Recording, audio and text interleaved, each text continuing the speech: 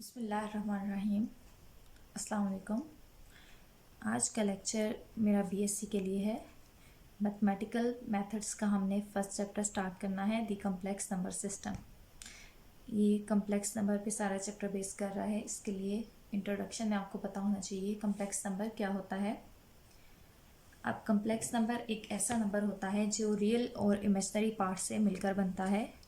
जैसे यहाँ पे मैं एक नंबर लिख रही हूँ c=3 + 2 आयोटा। ये हमारे पास कम्प्लेक्स नंबर है। 3 इसका रियल पार्ट है और 2 आयोटा इसका इमेजिनरी पार्ट है। जिस वैल्यू के साथ आयोटा हो वो इमेजिनरी वैल्यू होती है और दूसरी वैल्यू हमारे पास रियल होती है। अब इसको हम ऑर्डर पेयर की फॉर्म में भी लिख सकते हैं। z होता है 3 + 2 आयोटा।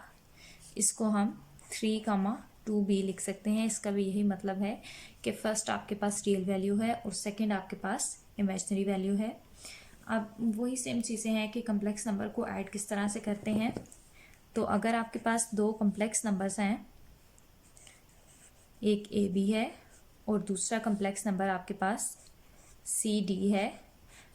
फर्स्ट पे जो होता है ये आपके पास रियल नंबर होता है, सेकंड इमेजिनरी नंबर होता है। जैसे यहाँ पे मैंने ऑर्डर पेयर की फॉर्म में लिखा है। तो इनको ऐड कैसे करते हैं कि रियल पार्ट में ऐड होता है और इमेजिनरी पार्ट में ऐड होता है। इस तरह से हम दो कम्प्लेक्स नंबर्स को ऐड करते हैं। नेक्स्ट है कम्प्लेक्स नंबर को हम मल्टीप्लाई किस तरह से करते हैं। दो कम्प्लेक्स नंबर है, एक ए बी है, दूसरा हमारे पास कम्प्लेक्स नंबर है सी डी। इनको मल्टीप्लाई करने के लिए हम क्या करते हैं कि ए को सी से मल्टीप्लाई करते हैं, -BD, AD + BC। ठीक है, ए को हम सी से मल्टीप्लाई करते हैं, -B को हम डी से मल्टीप्लाई करते हैं, AD + BC। अब नेक्स्ट है हमारे पास स्केलर मल्टीप्लिकेशन। के कोई भी आपके पास स्केलर है, स्केलर 2, 3, 5 कोई भी हो सकता है। तो ये इक्वल आता है KA, KB। मीन्स वो स्केलर आपके पास रियल वैल्यू से भी मल्टीप्लाई होगा और इमेजिनरी वैल्यू से भी मल्टीप्लाई होगा। इसके अलावा दो कम्प्लेक्स नंबर्स इक्वल कब होते हैं कि अगर आपके पास A और B दो कम्प्लेक्स नंबर हैं और दूसरे दो कम्प्लेक्स नंबर हैं C और D। ये इक्वल कब होंगे? If and only if A = C and B = D। ये दोनों इक्वल हों वैल्यूज तो हम कहते हैं कि ये इक्वल हैं। नेक्स्ट है कि कम्प्लेक्स नंबर का हम कॉन्जुगेट कैसे फाइंड करते हैं। अगर आपके पास एक कम्प्लेक्स नंबर है, जैसे मैंने ऊपर लिखा है वही लिख लेते हैं, 3 + 2 आयोटा। तो कॉन्जुगेट फाइंड करने के लिए क्या करते हैं कि इस पे बार अप्लाई कर देते हैं और कॉन्जुगेट से क्या होता है कि इमेजिनरी वैल्यू के साथ जो साइन होता है वो चेंज हो जाता है। अगर पॉजिटिव साइन हो तो नेगेटिव में चेंज हो जाता है, अगर नेगेटिव साइन हो तो पॉजिटिव में चेंज हो जाता है। सेकंड है कि हम कम्प्लेक्स नंबर का मॉडुलस कैसे फाइंड करते हैं। अब एक कम्प्लेक्स नंबर आपके पास z है, z इक्वल है ए बी के। ये फर्स्ट वाली रियल वैल्यू है, सेकंड वाली इमेजिनरी वैल्यू है। तो z मॉड आपके पास इक्वल आएगा √(a² + b²। दोनों वैल्यूज़ का स्क्वायर और देन स्क्वायर रूट। इसके अलावा हमारे पास कुछ प्रॉपर्टीज़ हैं कम्प्लेक्स नंबर की जो हमने एक्सरसाइज में यूज़ करनी है। तो प्रॉपर्टीज़ यहाँ पे मैं लिख रही हूँ। फर्स्ट वाली प्रॉपर्टी है आपके पास z mod = -z mod = z बार। ठीक है, z का कॉन्जुगेट लें, उसको मॉड लें, -c उसके साथ नेगेटिव साइन लगाएं या सिंपल आप z का मॉडुलस लें तो ये तीनों वैल्यूज़ इक्वल आती हैं। नेक्स्ट आपके पास है कि z मॉड का स्क्वायर या z² का मॉडुलस। अगर पहले स्क्वायर लें मॉडुलस से या बाद में लें तो वो दोनों इक्वल आते हैं, इससे कोई फ़र्क नहीं पड़ता। थर्ड आपके पास है 1/z इक्वल होता है z bar divided by z mod square. ये आपके पास थर्ड प्रॉपर्टी है। नेक्स्ट आपके पास है कि अगर दो कम्प्लेक्स नंबर्स मल्टीप्लाई हो रहे हैं और उन पे मॉडुलस अप्लाई हुआ है दोनों पे, तो वो इक्वल होता है z1 modulus multiply by z2 modulus. हम इनको सेपरेट करके लिख सकते हैं। नेक्स्ट आपके पास प्रॉपर्टी है z1 divided by z2 modulus whole का इक्वल होता है z1 modulus divided by z2 modulus. Next हमारे पास सिक्स प्रॉपर्टी है real of z less or equal to z mod. इसी तरह से imaginary of z less or equal to z mod. ठीक है, रियल भी और इमेजिनरी भी दोनों लेस आर इक्वल होती हैं z मॉड के। नेक्स्ट आपके पास प्रॉपर्टी है z multiply by z bar equal to real of z square plus imaginary of z square. Next आपके पास प्रॉपर्टी है नाइन्थ प्रॉपर्टी है कि z1 माइनस z2 इक्वल होता है z2 माइनस z1। मीन्स किसी भी दोनों वैल्यूज़ में से किसी को भी आप पहले लिख सकते हैं, ये दोनों इक्वल होती हैं। नेक्स्ट प्रॉपर्टी आपके पास है z1 minus z2 greater or equal to z1 mod minus z2 mod. ठीक है, इसके बाद नेक्स्ट 11th प्रॉपर्टी आपके पास है z1 plus z2 less or equals to z1 mod plus z2 mod. इनमें से कुछ प्रॉपर्टीज़ ऐसी हैं जो आपने क्वेश्चंस में यूज़ करनी है।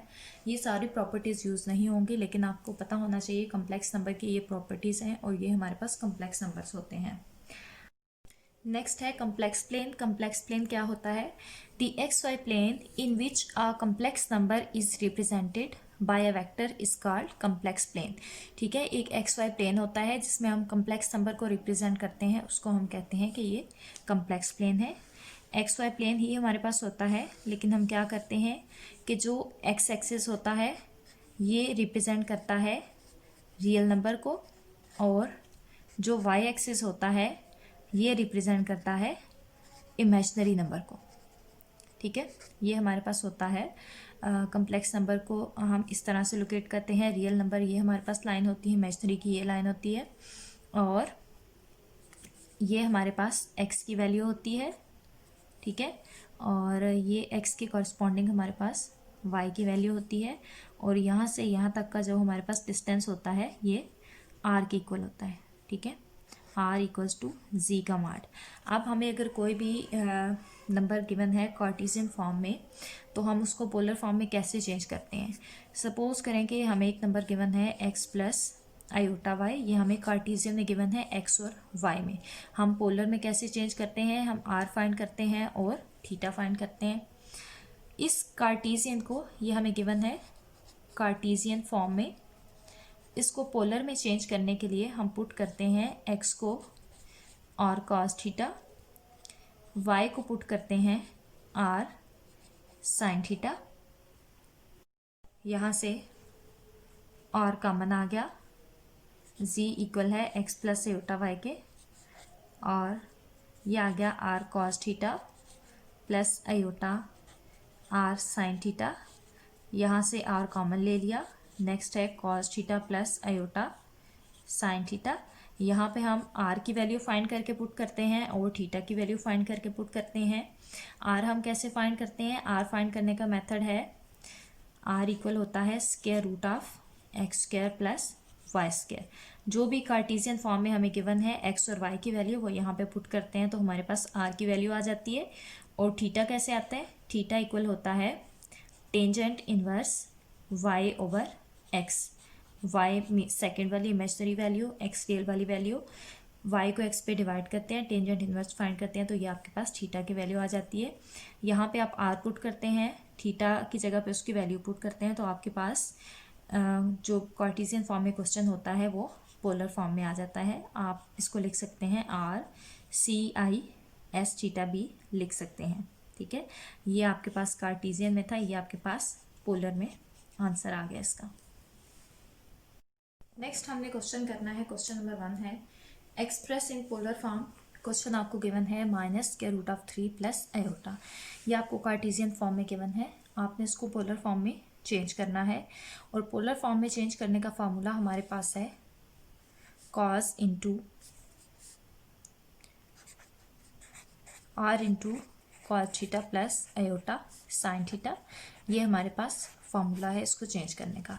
अब देखें ये कम्प्लेक्स नंबर है तो हम लिखेंगे z equals to minus square root of 3 plus iota, ये z इसके इक्वल है, ठीक है। आल्सो हमारे पास z इक्वल होता है x प्लस आयोटा y के, ठीक है।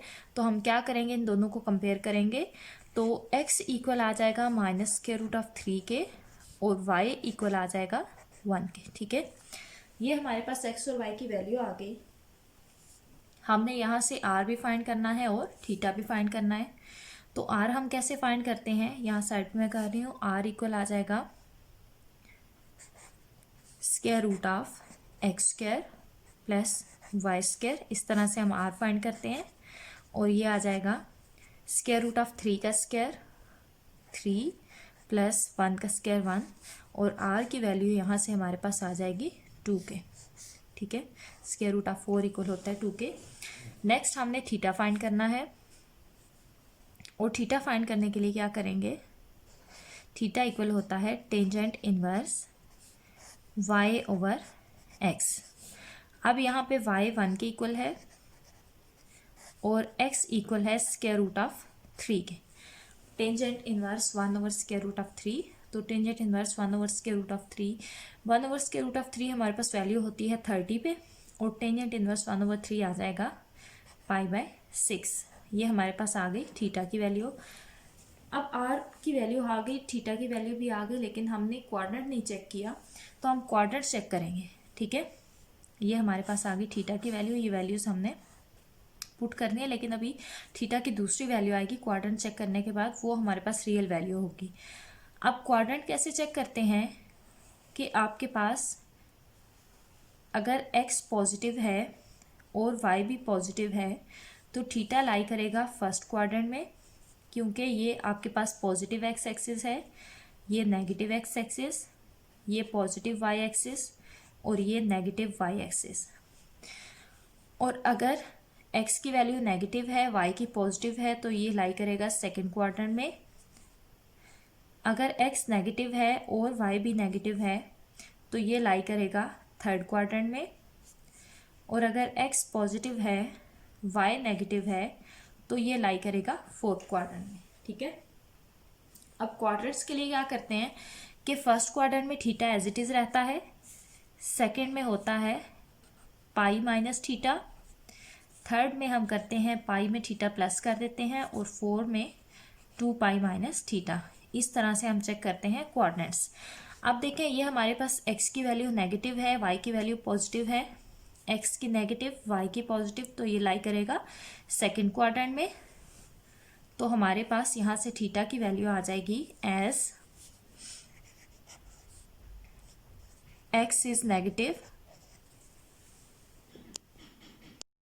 अब x नेगेटिव है, y is positive, y positive है, so theta lies in second quadrant, ठीक है। तो सेकंड के लिए हमारे पास थीटा की वैल्यू आ जाएगी पाई माइनस π/6, और यहाँ से थीटा हमारे पास इक्वल आ गया 5π/6 के, ठीक है। ये हमारे पास थीटा की वैल्यू आ गई और ये हमारे पास आर की वैल्यू है, ठीक है।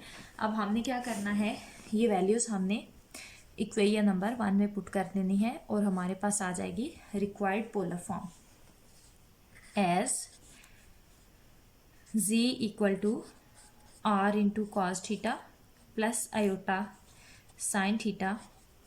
तो ये r की वैल्यू 2 है, कॉस 5π/6 प्लस आयोटा साइन 5π/6। तो ये आपके पास इक्वल आ जाएगा 2CIS 5π/6।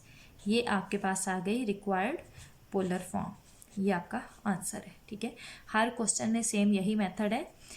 ये आप एक टेबल याद रख लें कि हमारे पास अगर x पॉजिटिव है, y नेगेटिव है, y नेगेटिव है, x पॉजिटिव है, तो हमने उनको किस तरह से करना है, ठीक है।